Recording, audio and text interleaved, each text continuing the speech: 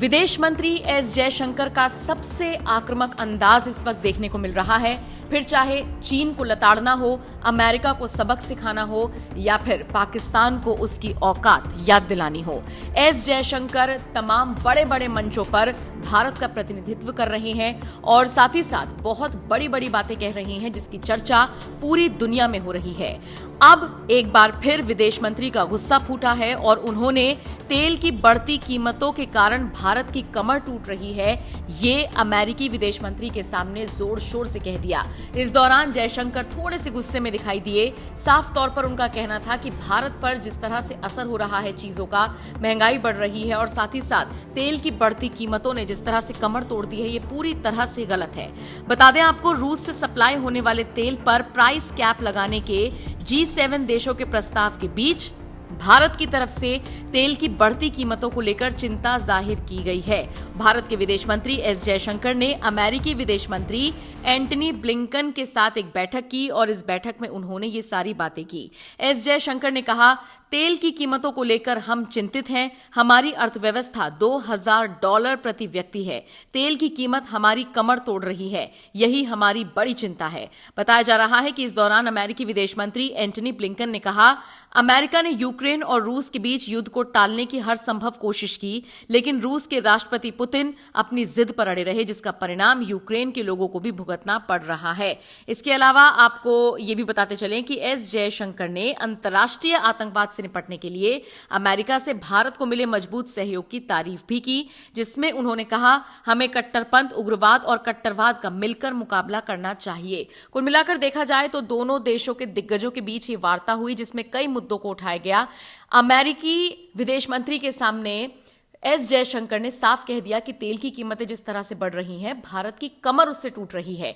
जिसके बाद विदेश मंत्री ब्लिंकन ने कहा कि इसमें किसी की गलती नहीं है। रूस को रोकने की कोशिश बहुत हद तक की गई, लेकिन पुतिन अपनी जिद पर अड़े हुए हैं। हालांकि इन सब के बीच आपको बता दें, ब्लिंकन ने ईरान में हिजाब को लेकर चल रही उठापटक को लेकर भी अपनी राय रखी और कहा कि महसा अमीनी को आज जिंदा होना चाहिए था।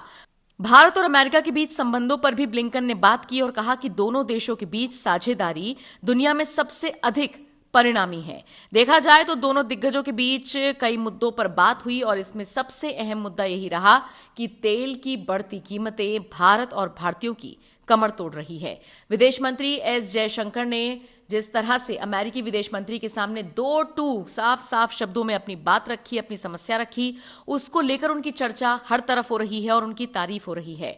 आप बताइए, इस पूरी खबर को लेकर आप क्या राय रखते हैं? Our cooperation in different bilateral domains is progressing vigorously. Naturally, Secretary Blinken and I did a comprehensive stock-taking. But separately, I met Defense Secretary Austin and Commerce Secretary Raimondo to review their particular areas. I participated in a particularly interesting roundtable organized by the National Science Foundation. I will be meeting business leaders over the next 2 days. And given the bipartisan support that we have long enjoyed in the US Congress, I look forward to interacting with some of its prominent members. There will also be an occasion for me to engage think tanks and policy analysts so that there is a better understanding of India's concerns and interests. Having said that, there are particular issues in the current global context that shape the evolution of our cooperation and therefore merit your attention as well. Prominent among them is our commitment to address the global volatility which has arisen from the COVID, from conflicts and from climate events. India and the US have a strong interest in encouraging more resilient and reliable supply chains.